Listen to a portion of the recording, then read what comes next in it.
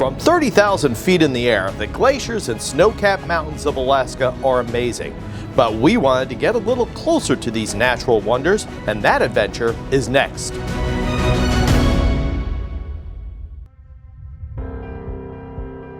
Our trip to the glaciers is on a comfortable motor coach provided by Phillips Cruises.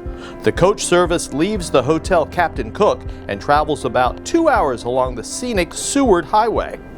Along the spectacular Tinnigan Arm, we're on the lookout for beluga whales, but sightings are a little rare in early September. The Alaska Railroad runs parallel to the highway. It is the southern end of the railroad with service to Seward. Continuing to Portage Valley, the glaciers begin to come into view, including Portage Glacier, a Piedmont glacier that feeds the Portage Lake. The journey's final leg takes us to the Anton Anderson Memorial, the longest shared rail and vehicle tunnel in North America. The tunnel operates on a time schedule. Travel from Whittier is at the top of the hour and travel to Whittier is at the half. Our time to pass through the tunnel is 10:30 a.m. Just like clockwork at 10:30, we're allowed to enter the tunnel.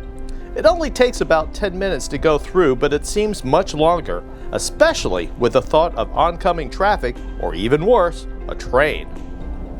Yes, the Alaska Railroad also uses this tunnel on their daily trips to Whittier. Soon there is light at the end of the tunnel and we re-emerge. Within minutes, we're approaching Whittier.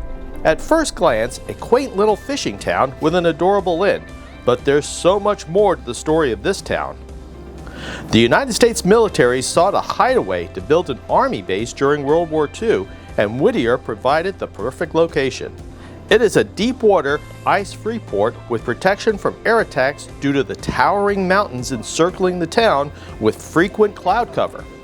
From the water, you can see some of the infrastructure and buildings that are still used today by the residents. Whittier became a glacier cruising headquarters in 1958 with the emergence of Phillips Cruise and Tours, which provides Prince William Sound glacier cruises to Alaska residents and visitors from around the world. The 26 Glacier Cruise follows the Harriman Expedition route in the Prince William Sound. In 1899, Edward Harriman led a 126-member, 2-month expedition into the previously undocumented wilderness of Alaska. On our journey, we travel 145 miles into the spectacular Prince William Sound, cruising on a high-speed catamaran.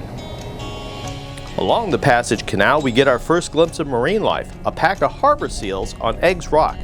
Prince William Sound is America's largest intact marine ecosystem.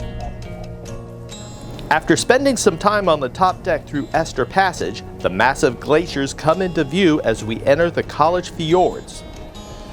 And while it's pretty cool seeing ice in the water from a distance, the deeper we enter the fjord, the bigger the chunks become, and I must admit flashbacks of Titanic come into mind.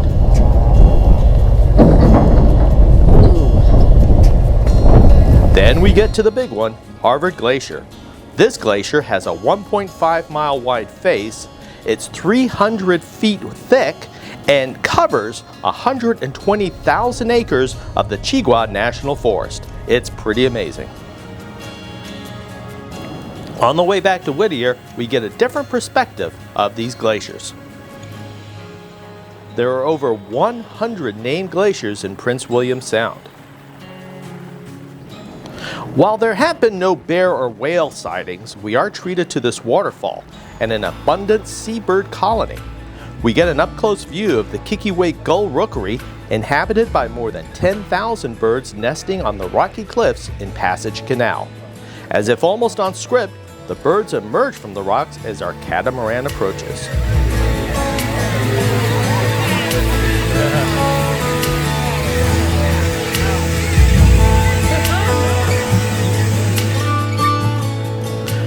Returning to Whittier, we see why this was such an important World War II port as the evening clouds roll in. And on our journey back to Anchorage along the scenic Seward Highway, we reflect on our amazing glacier adventure and think what's in store for us as we head northward on the Alaska Railroad up to Denali. That adventure is next.